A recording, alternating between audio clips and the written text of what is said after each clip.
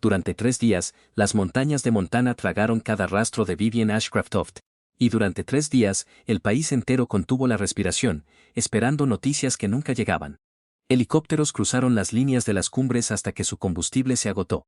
Perros de búsqueda perdieron el rastro bajo la nieve temprana, y cientos de rescatistas entrenados recorrieron las mismas laderas una y otra vez, hasta que sus radios no transmitieron más que estática y agotamiento. Cuando el mando de búsqueda finalmente cambió su lenguaje de encontrarla a recuperarla, solo un hombre en toda esa naturaleza salvaje se negó a aceptar el cambio. Brennan Cross vivía solo en una cabaña al borde del límite forestal, lejos de las carpas de mando y de las cámaras de los medios. Y no creía lo que los expertos creían. Una sola huella cerca de un arroyo medio congelado, una rama de pino rota en una dirección que el viento no podía explicar, y un rastro de humo demasiado tenue para que cualquier dron lo registrara, fueron suficientes para enviarlo caminando en dirección opuesta a todos los mapas oficiales.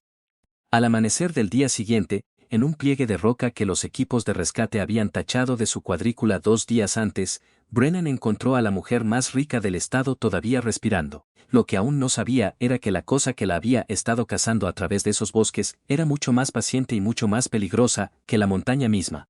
Las montañas de ese país no perdonaban los errores fácilmente, y todos los que trabajaban en búsqueda y rescate en esa región lo sabían. Las temperaturas en elevación caían sin advertencia una vez que el sol se ocultaba tras las crestas occidentales, y una persona atrapada sin refugio después del anochecer enfrentaba un peligro lento y silencioso que no tenía nada que ver con el drama y todo que ver con la física, las simples matemáticas de un cuerpo perdiendo calor más rápido de lo que podía producirlo. Los coordinadores de búsqueda entendían esto mejor que nadie, razón por la cual en la mañana del tercer día, el lenguaje oficial cambió de urgencia a procedimiento. Y los voluntarios que habían caminado hasta el agotamiento durante 3 días recibieron la orden de descansar. Nadie los culpó por ello. Las estadísticas no dejaban mucho espacio para la esperanza después de cierto número de horas, y cada persona en esa carpa de mando había visto suficientes de estas situaciones para saber cómo solía terminar la historia. Lo que ninguno de ellos consideró fue un hombre que no leía estadísticas, que nunca en su vida laboral había confiado en un número por encima de la evidencia sentada directamente frente a él, y que en ese mismo momento estaba empacando silenciosamente una mochila a 40 millas de distancia mientras el resto del mundo se preparaba para rendirse. Vivian Ashcraft había construido un imperio basado en oleoductos y redes eléctricas, y lo dirigía como dirigía todo lo demás en su vida, con números en lugar de instinto y contratos en lugar de confianza. Tenía 39 años, era la directora ejecutiva de Ashcraft Global Energy y ampliamente considerada como una de las mujeres más formidables de la industria estadounidense. Esa semana, había alquilado un helicóptero privado a un resort de montaña, donde pretendía cerrar un acuerdo que duplicaría las participaciones de su empresa en los territorios del norte. Se suponía que el vuelo duraría 40 minutos. Los periodistas señalaron más tarde que su piloto había presentado una ruta limpia, que la visibilidad al despegue había sido calificada como aceptable, y que nada en las advertencias tempranas del servicio meteorológico sugería la tormenta que se desplomó sobre la cresta, con casi ningún aviso, en algún lugar sobre un cañón sin nombre en ningún mapa civil. El transpondedor del helicóptero parpadeó y se apagó, y con él se fueron todas las certezas que el mundo tenía sobre dónde estaba Vivian Ashcraft y si seguía con vida. Había construido su carrera sobre la creencia de que cualquier problema podía resolverse si se aplicaban suficientes datos correctamente, una filosofía que la había llevado desde una posición de analista de nivel medio hasta la cabeza de una de las mayores empresas energéticas del país en menos de 15 años. Los colegas que la respetaban llamaban a esto disciplina, los colegas que la temían lo llamaban algo más cercano a la crueldad, aunque pocos de ellos lo decían donde ella pudiera escucharlo. Confiaba en las hojas de cálculo por encima del instinto, en los contratos por encima de los apretones de manos, y había construido toda su identidad adulta alrededor de la convicción de que la emoción era simplemente una variable que otras personas no habían logrado controlar. Fue ese mismo instinto de control el que había programado el vuelo a la montaña en primer lugar, un riesgo calculado sopesado contra un acuerdo demasiado valioso para retrasarlo. Y fue la repentina y total ausencia de control en esa tormenta lo que eventualmente le enseñaría más que cualquier sala de juntas jamás lo había hecho. La desaparición se convirtió en una historia nacional en cuestión de horas. Los presentadores de noticias repitieron su nombre tan a menudo que perdió su forma. Los mercados financieros reaccionaron antes de que los equipos de rescate siquiera hubieran llegado a la zona de búsqueda. Y las acciones de Ashcraft Global cayeron bruscamente en la primera mañana, y luego siguieron cayendo a medida que pasaban los días sin un rastro del accidente. La Oficina Federal de Investigaciones abrió un expediente. La Policía Estatal movilizó todas las unidades disponibles. Los coordinadores de búsqueda y rescate de 3 condados convergieron en un área de preparación en la base de la montaña, trayendo consigo drones térmicos, perros adiestrados para encontrar cadáveres, y voluntarios que recorrieron las líneas de las crestas hasta que sus botas se llenaron de sangre. Nada de esto produjo más que falsas alarmas y pistas frías. Para el tercer día, el lenguaje en las reuniones informativas oficiales había comenzado a suavizarse hacia el vocabulario del cierre en lugar del rescate, y los mapas de búsqueda que colgaban en la carpa de mando ya estaban marcados con líneas rojas a través de los sectores juzgados imposibles de sobrevivir. A 40 millas de esa carpa de mando, Brennan Cross estaba reparando una cerca alrededor de su cabaña y no prestaba atención a nada de eso. Tenía 41 años, había sido guardaparques durante casi 2 décadas leyendo el terreno como otros hombres leen los periódicos, y no había tenido un televisor en años. No seguía las noticias, no llevaba un teléfono con señal que valiera la pena confiar, y había construido su vida alrededor de un tipo de silencio que la mayoría de la gente encontraba inquietante y que él encontraba necesario. Su esposa había muerto 6 inviernos antes y después de su funeral se había alejado de cada título y cada obligación que una vez lo definieron, eligiendo en cambio la compañía de pinos, el clima y el trabajo que usaba sus manos. Un viejo colega de sus días de guardaparques, un hombre corpulento llamado Walter Reed, que todavía trabajaba en el servicio de despacho del condado, condujo por el camino de grava esa tarde para preguntar si Brennan había notado algo extraño en el bosque en los últimos días. Brennan se enderezó de su trabajo, se limpió las manos en los jeans y miró hacia el límite forestal antes de responder. Dijo que si los buscadores seguían un mapa, nunca la encontrarían, porque la montaña no se preocupaba por lo que dijera ningún mapa. Walter no entendió el comentario y no le pidió que lo explicara. Se fue sin presionar más, como la mayoría de la gente hacía con Brennan, y la cabaña volvió a quedar en silencio. Esa noche, cuando la temperatura bajó y el viento cambió hacia el noroeste, Brennan salió a revisar su pila de leña y notó algo que lo hizo detenerse completamente quieto. Una bandada de pájaros se elevó de repente desde un valle que había estado en silencio durante años, dispersándose hacia arriba en un pánico que no tenía nada que ver con el clima. Los observó durante un largo momento, leyendo la forma de su vuelo como otro hombre podría leer una oración, y algo en el patrón le dijo que lo que los había asustado no era un animal, y no era el viento. Sin una palabra para nadie, porque no quedaba nadie a quien decírselo, entró de nuevo, llenó una mochila de lona con cuerda, un botiquín médico y una linterna frontal. Y salió a la oscuridad hacia el único lugar que todos los equipos de búsqueda oficiales ya habían descartado como imposible. No siguió el sendero que los equipos de rescate habían estado usando, el amplio camino de tala que serpenteaba por la cara este de la montaña en largos y fáciles curvas diseñadas para camiones y camillas. En cambio, cortó hacia el oeste hacia un terreno que no tenía nombre en ningún mapa topográfico. Guiado solo por cosas que un satélite no podía medir. Estudió la dirección del viento canalizándose a través del cañón, notó cómo el arroyo corría más alto y más frío de lo que debería para esa época del año, y trazó una línea de ramas rotas que se curvaban de manera antinatural contra la pendiente, como si algo pesado hubiera bajado a través de los árboles en lugar de estrellarse directamente contra el suelo.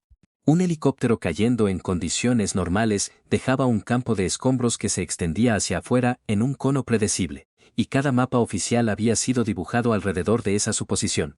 Pero Brennan había pasado años aprendiendo que las montañas rara vez se comportaban como las suposiciones exigían, y si la aeronave había sido forzada a bajar en un ángulo por la cizalladura del viento a lo largo de esa cresta en particular, los restos no estarían en ninguna de las zonas que los buscadores ya habían agotado. Mientras cientos de rescatistas empacaban su equipo y se retiraban de las elevaciones más altas al caer la oscuridad, Brennan seguía subiendo.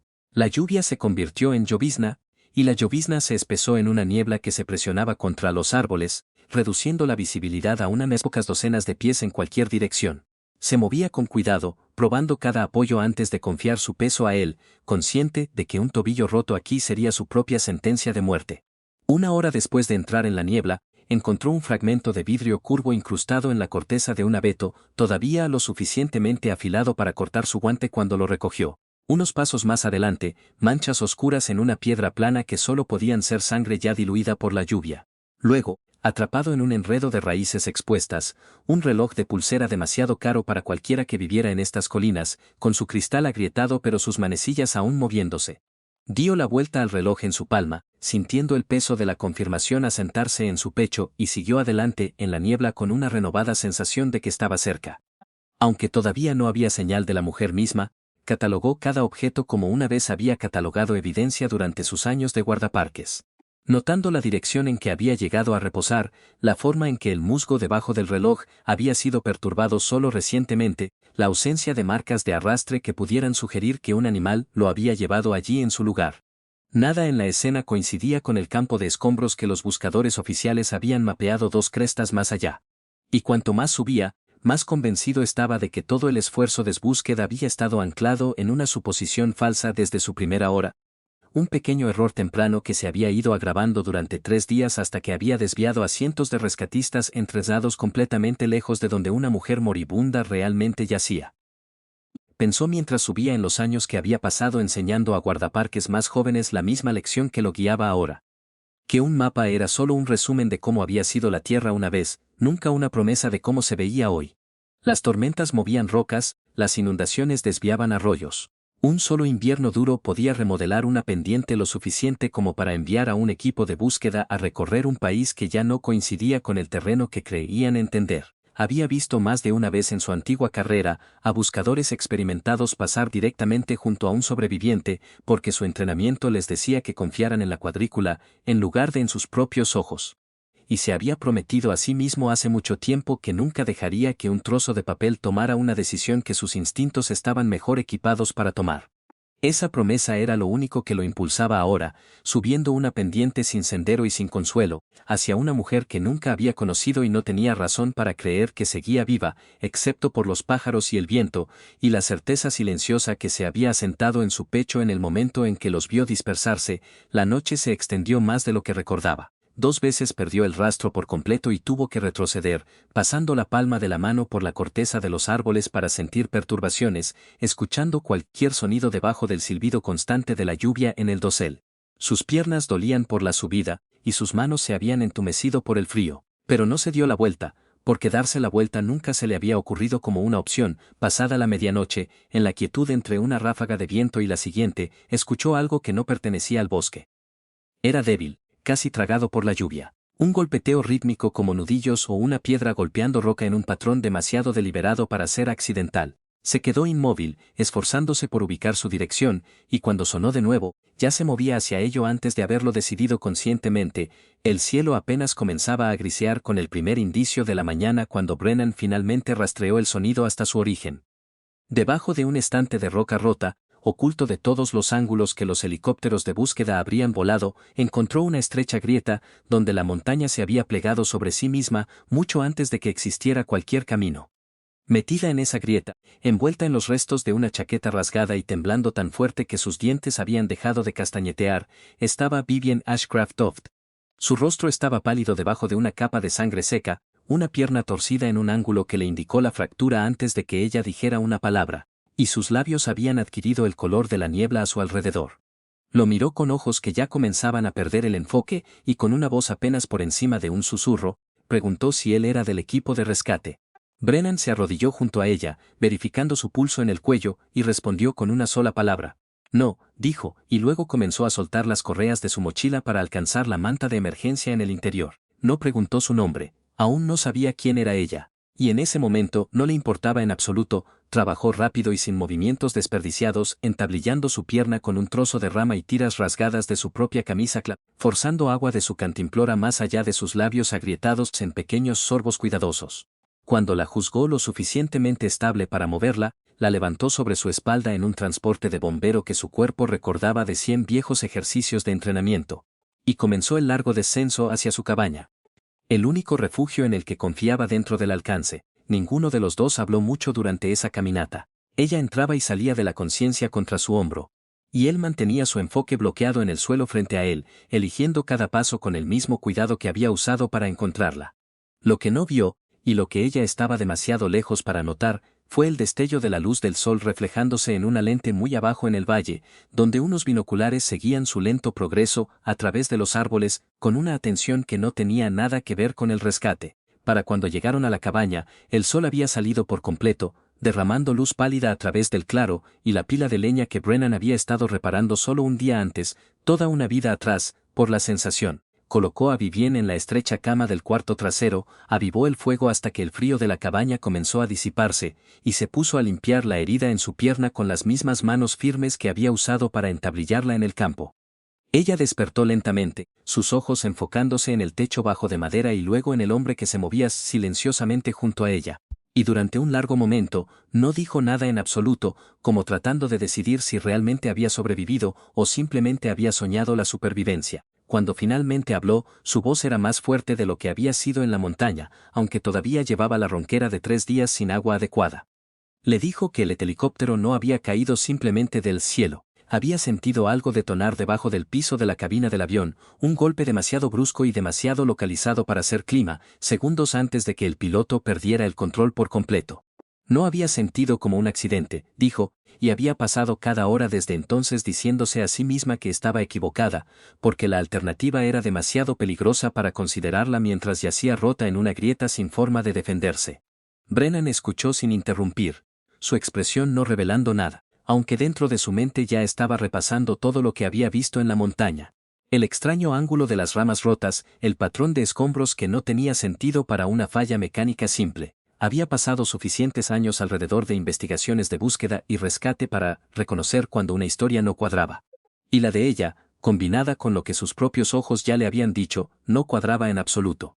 No compartió sus sospechas con ella todavía, eligiendo en cambio concentrarse en hacer que ingiriera más líquidos y verificar el vendaje en su pierna por signos de hinchazón. Trabajó con la eficiencia tranquila de un hombre que había realizado este tipo de triaje muchas veces antes.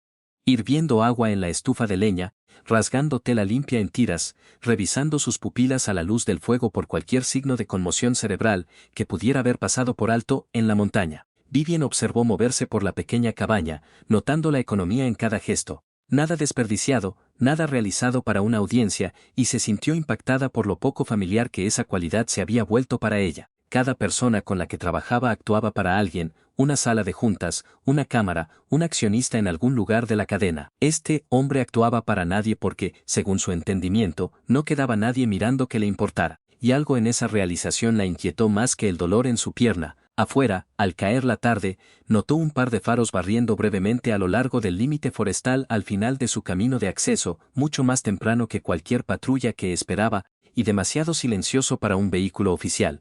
No le dijo nada a Vivien al respecto, pero movió el rifle de su estuche sobre la puerta a un alcance más fácil y no se sentó con la espalda contra la ventana nuevamente. Más tarde esa noche, cuando el fuego ardía abajo y Vivien dormía inquietamente en la habitación contigua, un golpe pesado resonó en la puerta de la cabaña, 3 golpes deliberados que no llevaban ninguna de las urgencias que un equipo de rescate real habría traído. 3 hombres estaban en el porche cuando Brennan abrió la puerta, vestidos con equipo que parecía correcto a primera vista, pero incorrecto en una inspección más cercana.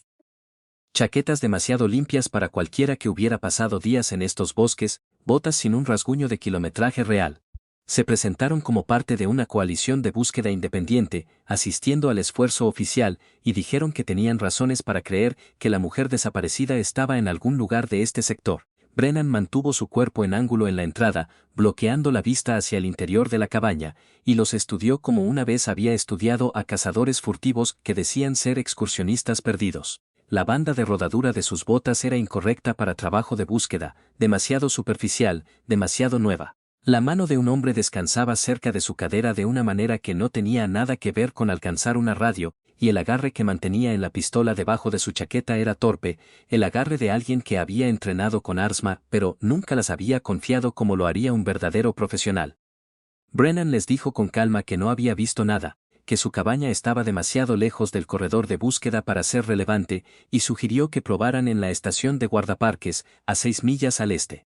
La mirada del hombre principal se desvió más allá del hombro de Brennan, hacia la tenue luz que se filtraba desde el cuarto trasero. Y en ese instante, Brennan entendió exactamente qué tipo de hombres habían llegado a su puerta. Durante un largo momento tenso, nadie en ese porche se movió.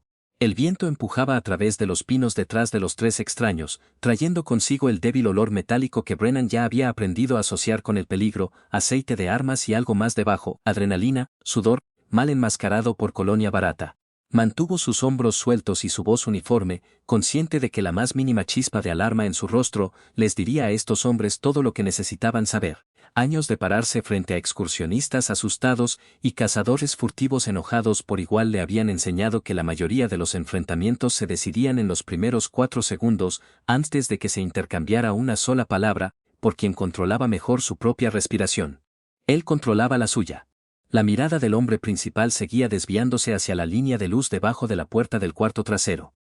Y Brennan entendió que cada segundo que mantenía su atención en su rostro, en lugar de esa luz, era un segundo ganado para la mujer que yacía en su cama con una pierna destrozada y sin forma de huir. No alzó la voz ni alcanzó el rifle detrás de la puerta, consciente de que cualquier movimiento repentino colapsaría la frágil ventaja de su incertidumbre. En cambio, se disculpó por las molestias, dijo que estaría atento y en la radio si aparecía algo, y cerró la puerta con la calma deliberada de un hombre que se prepara para la noche en lugar de un hombre que acababa de reconocer a 3 extraños armados como cazadores en lugar de rescatistas.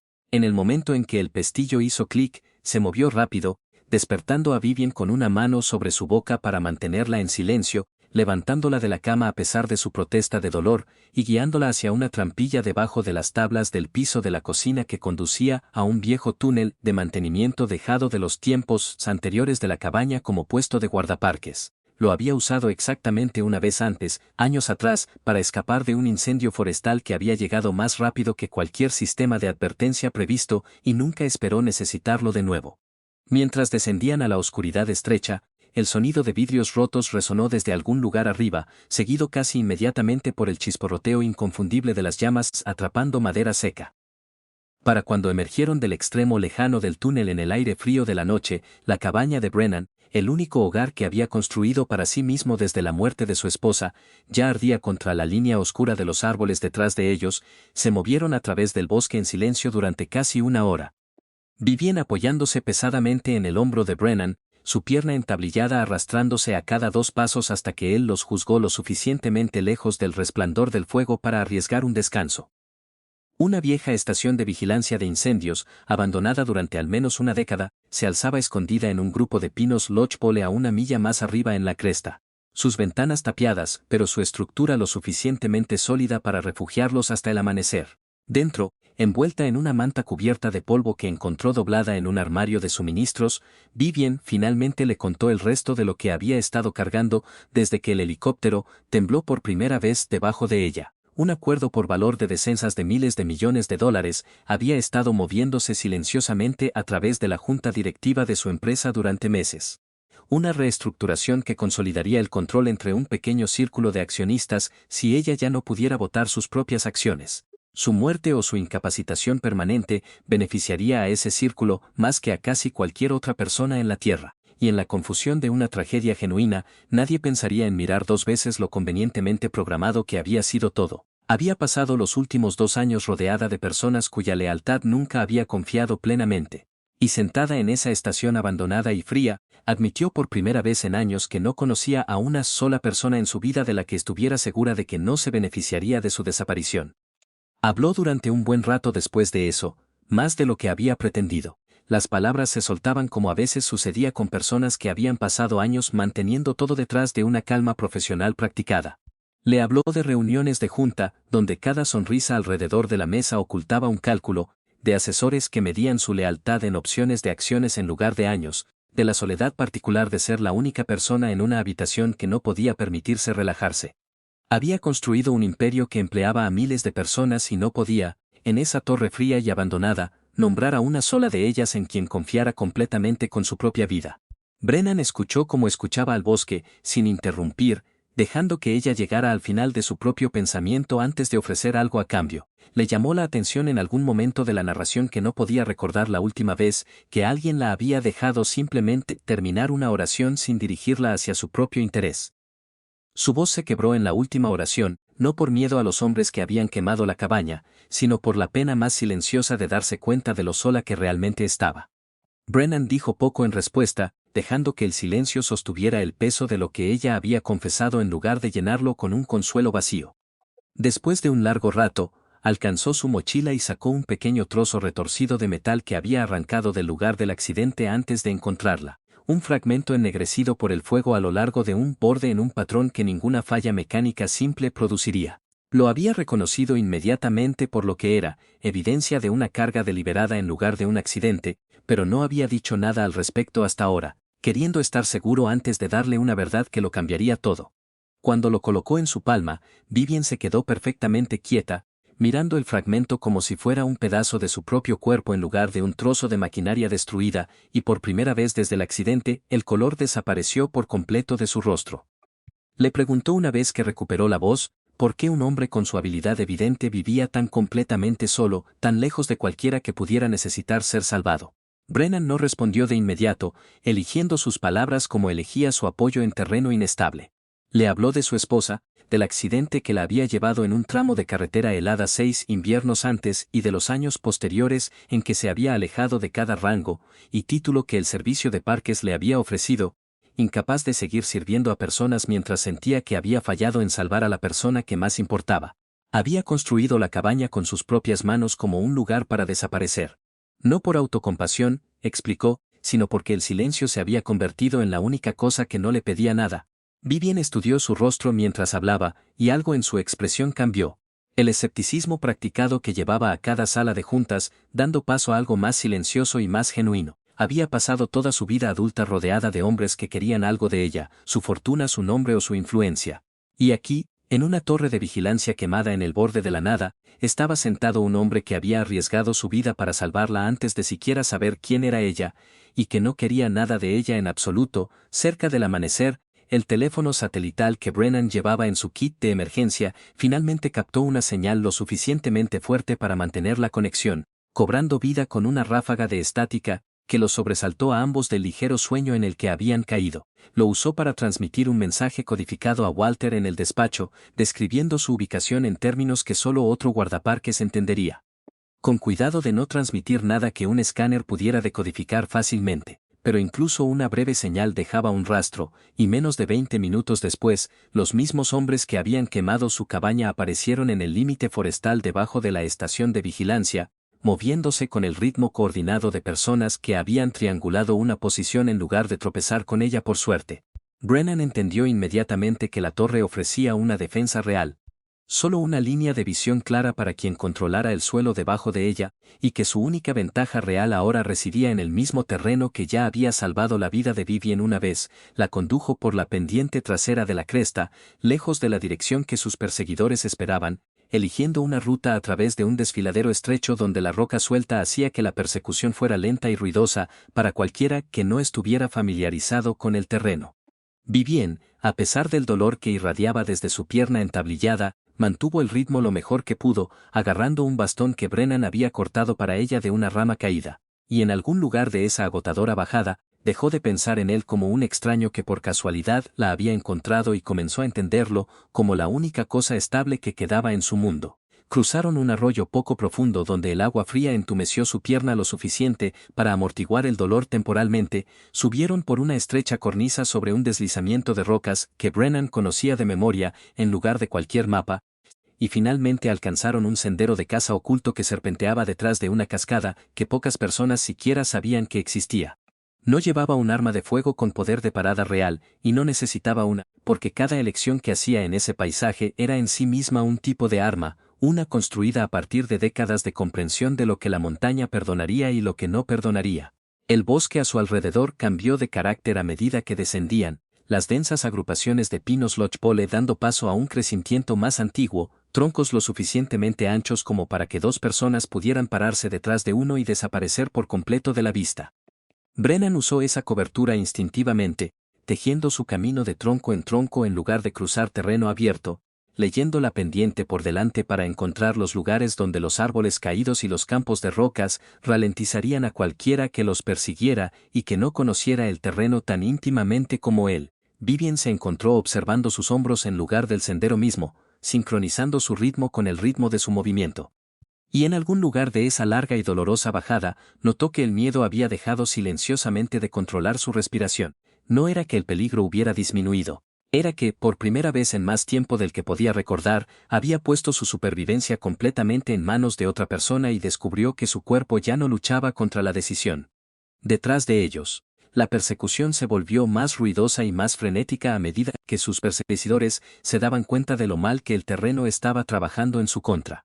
Voces que llevaban juramentos e instrucciones a través del barranco que el viento ocasionalmente devolvía hacia Brennan y Vivien, revelando lo suficiente de la posición de sus perseguidores para mantenerse un paso adelante. Vivien observó a Brennan navegar cada obstáculo con una calma que no tenía nada que ver con la imprudencia y todo que ver con la confianza ganada. Y en algún lugar del agotamiento de esa huida, se encontró pensando que toda la riqueza y el poder que había acumulado durante su vida nunca le habían dado el tipo de seguridad que sentía caminando detrás de este hombre tranquilo a través de un bosque que intentaba matarla. El poder, se dio cuenta, no había hecho nada para protegerla aquí. La calma, la competencia y la paciencia sí lo habían hecho. Mientras el cielo del este comenzaba a iluminarse con los primeros colores verdaderos de la mañana, los dos salieron del límite forestal a un amplio prado alpino. Y allí, cortando bajo a través de la cresta, apareció la forma inconfundible de un helicóptero de rescate realizando su patrón de búsqueda oficial. La primera aeronave de rescate real que cualquiera de ellos había visto desde el accidente. Brennan sacó una bengala de su mochila y la disparó hacia el cielo sin dudar, viendo el arco rojo trazarse sobre el prado, y por un momento el alivio inundó a ambos al ver que el helicóptero giraba bruscamente hacia su posición. Pero el alivio duró solo segundos. Detrás de ellos, saliendo del mismo límite forestal del que acababan de escapar, los tres hombres armados emergieron al prado abierto, con las armas finalmente desenfundadas sin pretensiones, cerrando la distancia con la urgencia desesperada de personas que entendían que la luz del día y los testigos significaban el fin de todo lo que habían sido enviados a lograr. Lo que sucedió a continuación ocurrió más rápido de lo que cualquiera de ellos pudo procesar completamente en el momento, aunque cada detalle sería posteriormente analizado en testimonios minuciosos. Brennan tiró a Vivien detrás de un tronco caído en el borde del prado, mientras el foco del helicóptero barría el terreno abierto, atrapando a los hombres armados completamente iluminados en un lavado de luz blanca. No tenían forma de escapar. La policía estatal, alertada por la transmisión de Walter horas antes, llegó al suelo casi simultáneamente, avanzando desde el camino de acceso con armas levantadas y órdenes gritadas a través del prado abierto. El enfrentamiento terminó sin que se disparara un solo tiro. Los tres hombres se rindieron en el instante en que entendieron que el helicóptero sobre ellos estaba transmitiendo en vivo a un puesto de mando que ya tenía agentes federales esperando. En menos de una hora, Brennan entregó el fragmento de metal chamuscado que había llevado a través de 2 días de persecución, junto con un relato claro y pausado de todo lo que había visto en la montaña. Y para esa tarde, los investigadores federales ya habían comenzado a rastrear el fragmento hasta un proveedor conectado con miembros de la propia junta directiva de Ashcraft Global. La historia que se difundió por todos los medios de comunicación esa noche no se parecía en casi nada a la que el mundo esperaba. La mujer que todos creían muerta no había sido encontrada por un equipo táctico de élite o una unidad de rescate de última generación, sino por un hombre solitario que vivía fuera de la red, sin teléfono, sin televisión y sin interés en la fortuna o la fama que su descubrimiento le traería. Los periodistas descendieron sobre el pequeño condado montañoso en cuestión de horas, hambrientos de entrevistas. Pero Brennan ya había desaparecido de nuevo en el límite forestal antes de que llegara un solo equipo de cámaras al hospital donde Vivien estaba siendo tratada. Ella se negó a cada conferencia de prensa que el equipo de relaciones públicas del hospital intentó organizar, insistiendo en que necesitaba ver al hombre que la había salvado antes de decir una sola palabra a nadie más. Cuando finalmente se dio de alta contra el consejo médico y condujo por el largo camino de grava hasta su cabaña, encontró solo cenizas y una base chamuscada donde la estructura una vez había estado, y debajo de una piedra en el borde del claro, una sola hoja de papel doblada con la escritura cuidadosa de Brennan, diciendo solo que necesitaba tiempo, y que ella no debería buscarlo como todos los demás la habían buscado una vez. Pasaron semanas antes de que Vivien se enterara a través de Walter y una red silenciosa de viejos contactos de guardaparques de que Brennan había aceptado trabajo temporal, reconstruyendo refugios en un bosque nacional a 2 condados de distancia, eligiendo el trabajo físico y la soledad como siempre lo hacía cuando el mundo se le acercaba demasiado. No envió investigadores tras él y no usó sus considerables recursos para localizarlo como podría haberlo hecho con cualquier otra persona que le debiera algo. En cambio, esperó, permitiéndole la misma paciencia que él le había mostrado en esa torre de vigilancia quemada, y cuando pasó suficiente tiempo como para que ya no se sintiera como una intrusión, condujo hasta la pequeña oficina del distrito de guardaparques donde se había estado quedando, sin asistente, sin seguridad y sin una sola cámara siguiéndola. Lo encontró exactamente como había imaginado que lo haría, alto en una escalera reparando el techo de un refugio, con las mangas arremangadas hasta los codos a pesar del frío del final del otoño, completamente inconsciente del automóvil que se detenía en el estacionamiento de grava abajo. Cuando bajó y la vio allí, no pareció sorprendido tanto como silenciosamente no sorprendido, como si alguna parte de él hubiera esperado que este momento exacto llegara eventualmente. Una vez que ella había sanado lo suficiente para venir a buscarlo en sus propios términos en lugar de los de cualquier otra persona, le dijo que el mundo entero la había buscado con helicópteros y satélites y todos los recursos que el dinero podía convocar, y nada de eso la había encontrado en absoluto. Solo él la había encontrado, dijo usando nada más que paciencia, juicio y un tipo de atención que el resto del mundo había olvidado cómo dar a otro ser humano. Brennan se permitió una pequeña sonrisa cansada, la primera genuina que ella había visto de él desde la montaña, y le dijo que el bosque nunca mentía a nadie dispuesto a escucharlo realmente, a diferencia de casi todo lo demás en su antigua vida. Ella se rió ante eso, una risa corta y sorprendida que pareció atraparla tanto a ella como a él, y admitió que no podía recordar la última vez que algo la había hecho reír sin cálculo detrás. Él le ofreció una taza de café servida de un percolador maltrecho que claramente había visto mejores décadas, y ella la aceptó sin queja, sentada en un cajón volcado porque la ofequiña esa no tenía muebles adecuados para invitados, sintiéndose más a gusto en esa habitación, simple y sin calefacción de lo que se había sentido en cualquiera de los vestíbulos de mármol que llevaban su nombre. Hablaron durante mucho tiempo esa mañana, no sobre el accidente o los hombres que los habían perseguido, sino sobre cosas más pequeñas. La forma en que la luz se movía de manera diferente a través de los bosques de pinos según la estación, los nombres de pájaros que ella nunca se había molestado en aprender, la quietud particular de un lugar sin horario presionando contra ella.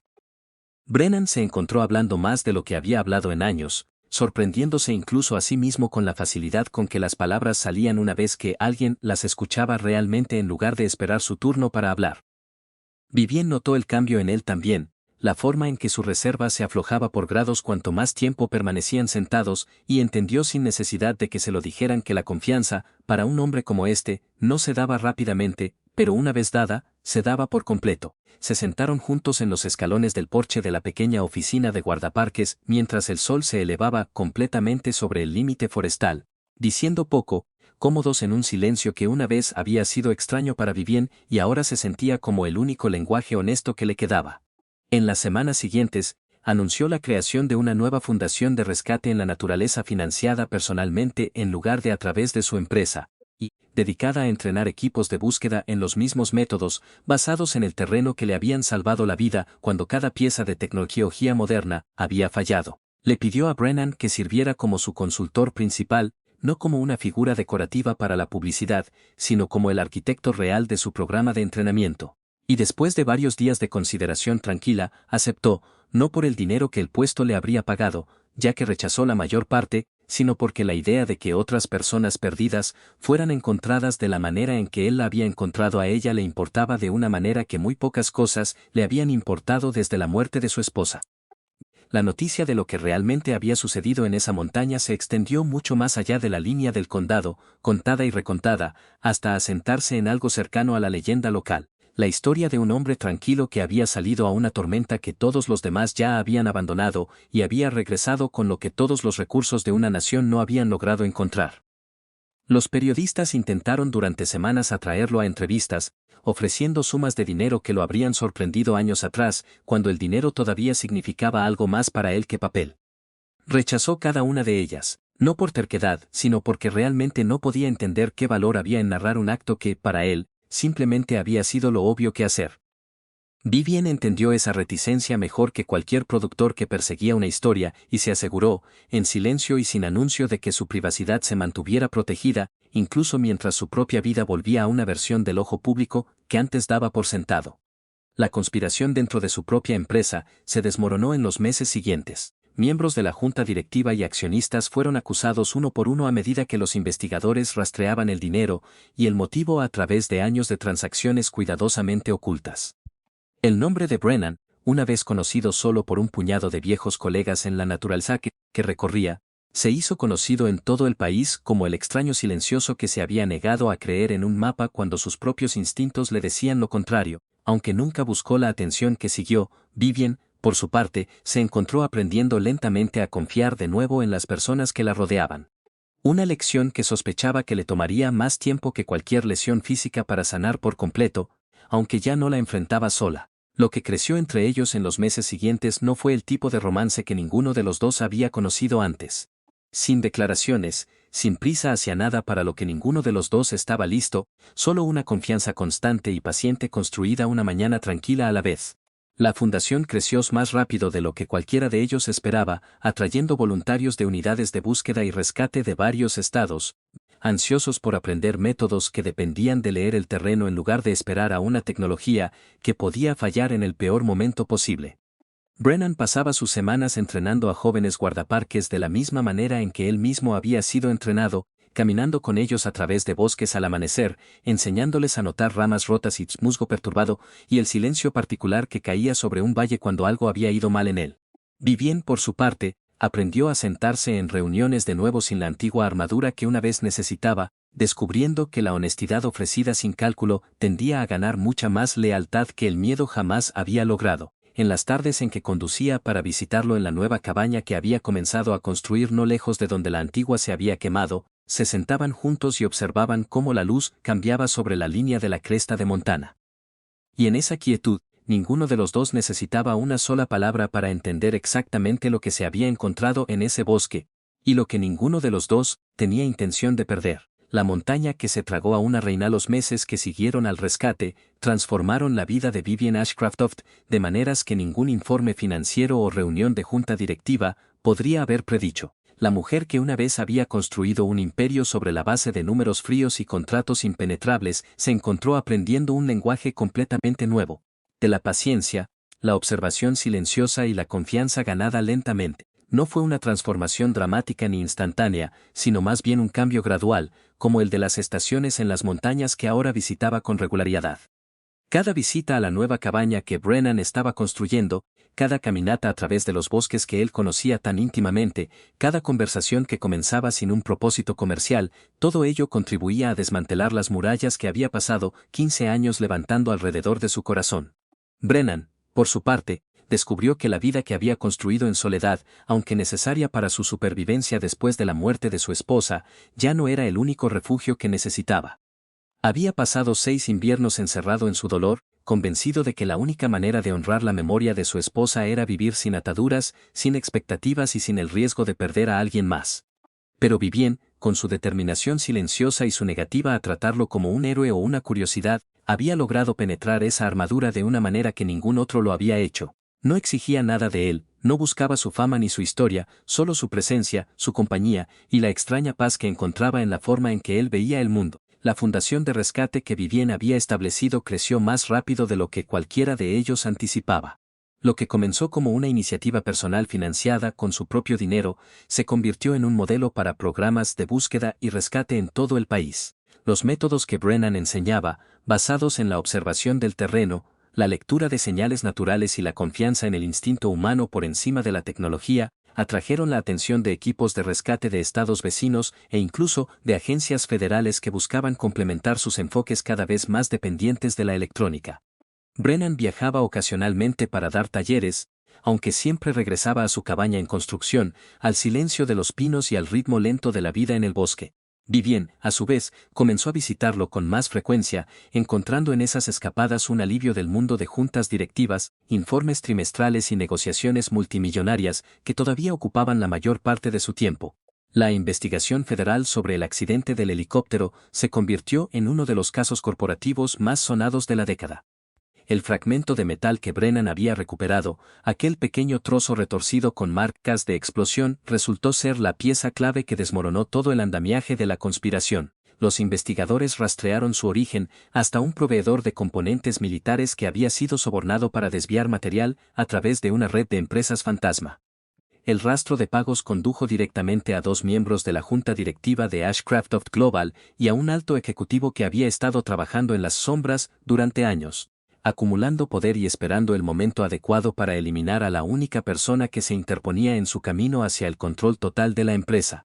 El juicio que siguió fue un espectáculo mediático que mantuvo al país en vilo durante semanas. Los 3 hombres que habían perseguido a Brennan y vivían a través del bosque resultaron ser mercenarios contratados por una subsidiaria offshore de la propia empresa de Vivien. Habían sido enviados no solo para asegurarse de que ella no sobreviviera al accidente inicial, sino para eliminar cualquier evidencia que pudiera haber quedado en el lugar del impacto.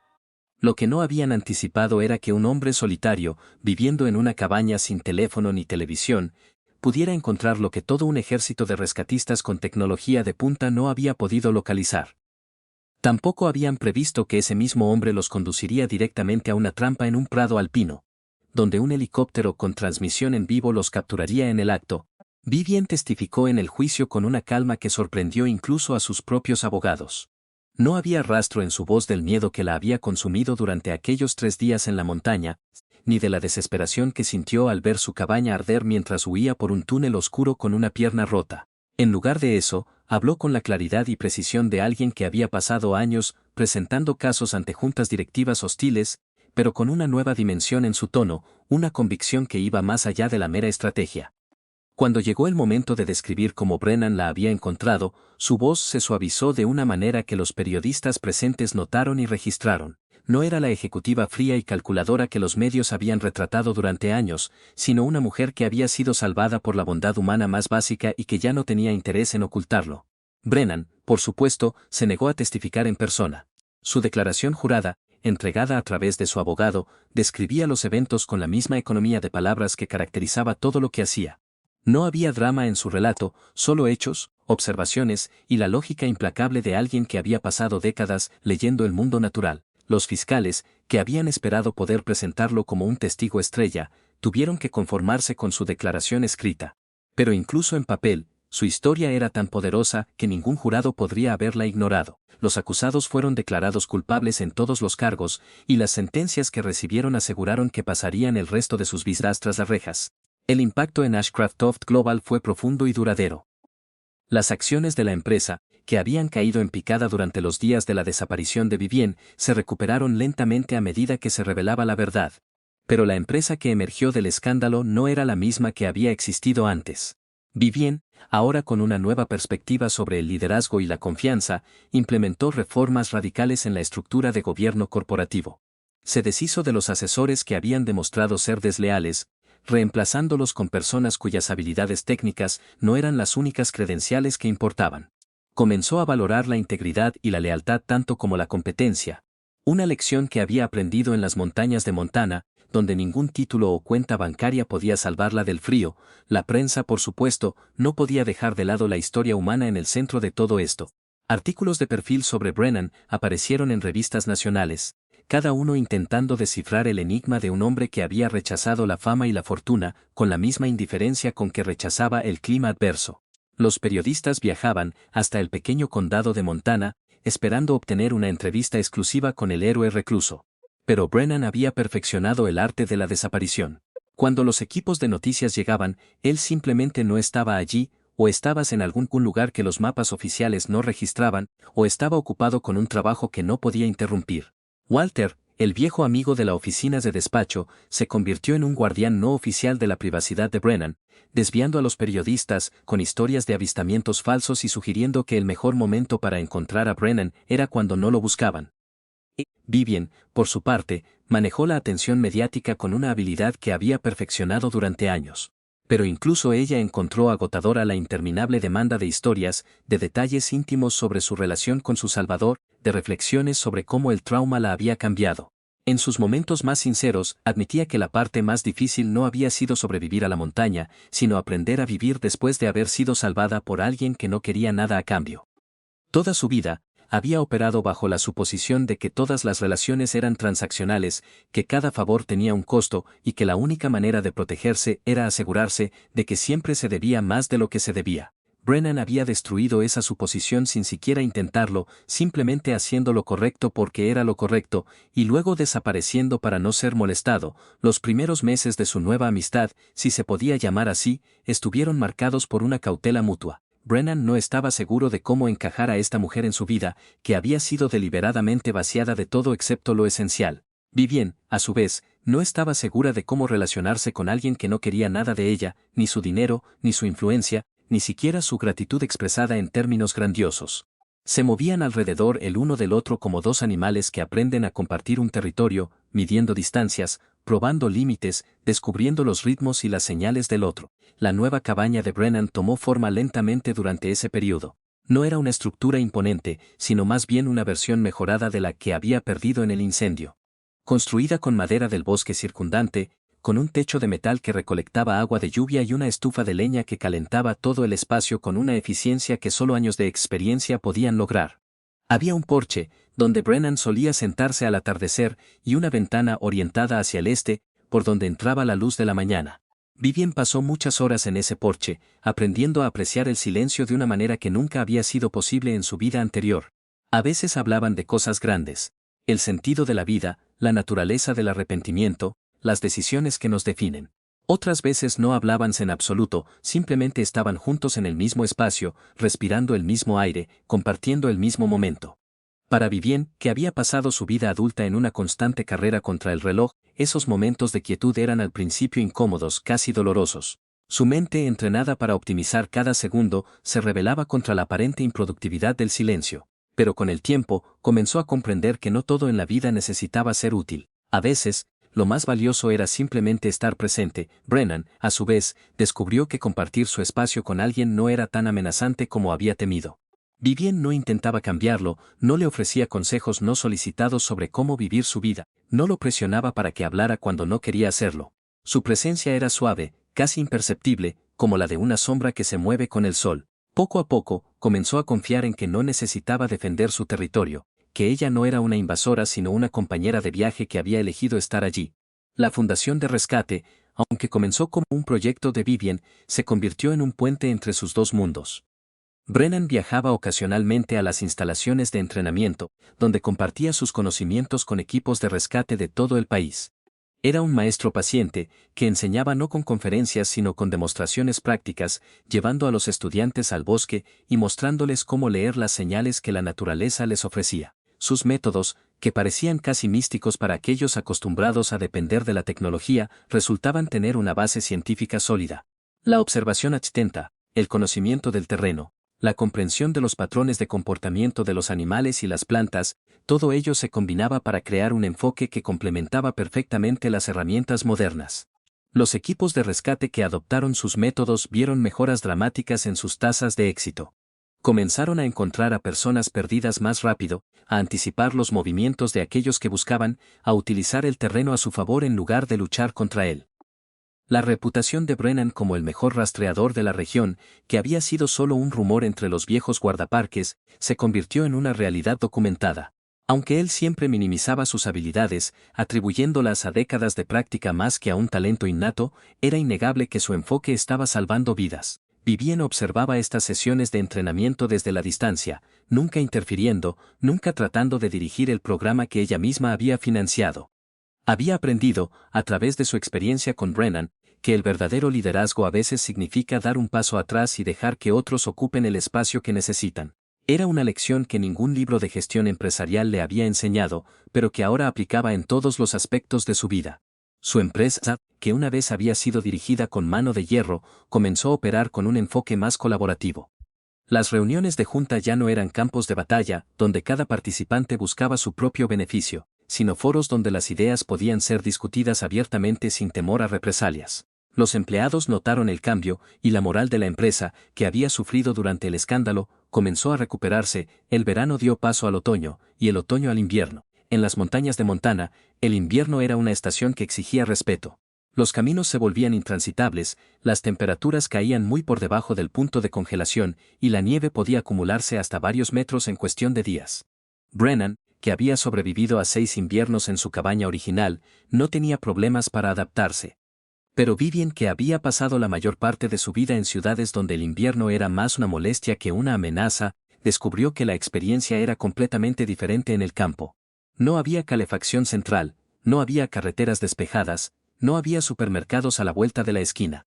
La supervivencia dependía de la preparación y la paciencia. Brennan le enseñó cómo prepararse para el invierno, cómo almacenar alimentos, cómo mantener el fuego encendido durante la noche, cómo leer las nubes para anticipar tormentas. Fue un aprendizaje lento y a veces frustrante, pero Vivien se aplicó con la misma disciplina que había aplicado a sus estudios de finanzas años atrás. Aprendió a cortar leña, a reparar una cerca, a reconocer las huellas de los animales en la nieve. Cada nueva habilidad era un pequeño triunfo, una prueba de que podía adaptarse a un mundo que no había sido diseñado para su comodidad. La primera tormenta de nieve del invierno los atrapó juntos en la cabaña. Durante 3 días, el viento aulló alrededor de las paredes mientras la nieve caía sin cesar, acumulándose hasta cubrir las ventanas y aislarlos del mundo exterior. Brennan mantuvo el fuego encendido y preparó comidas simples pero nutritivas. Vivien, que había pasado su vida evitando cualquier situación que no pudiera controlar, se encontró extrañamente tranquila. No había nada que hacer excepto esperar, y el acto de esperar, de rendirse al poder de la naturaleza, era profundamente liberador. Hablaron durante horas, pasando de un tema a otro sin prisa, sin la presión de tener que llegar a ninguna conclusión. Fue una de las experiencias más íntimas de la vida de Vivien, no porque hubiera romance o pasión, sino porque había honestidad y vulnerabilidad. Brennan le habló de su esposa durante esa tormenta, de una manera más detallada que nunca. Le contó cómo se habían conocido, cómo se habían casado, cómo habían planeado una vida juntos que fue truncada por un accidente de tráfico en una carretera helada. No había amargura en su voz, solo una tristeza profunda y resignada. Había amado a su esposa con una intensidad que lo había marcado para siempre, y aunque el tiempo había suavizado el borde del dolor, la pérdida seguía siendo una parte fundamental de quién era. Vivien escuchó sin interrumpir, sin ofrecer consuelo vacío, simplemente presente, sosteniendo el espacio para su dolor. Cuando terminó de hablar, sintió que algo se había liberado en su interior, que la historia que había guardado durante tanto tiempo había encontrado un lugar donde ser recibida sin juicio. Después de la tormenta, el mundo emergió transformado. La nieve cubría todo, suavizando las líneas del paisaje y silenciando el bosque de una manera que parecía casi mágica.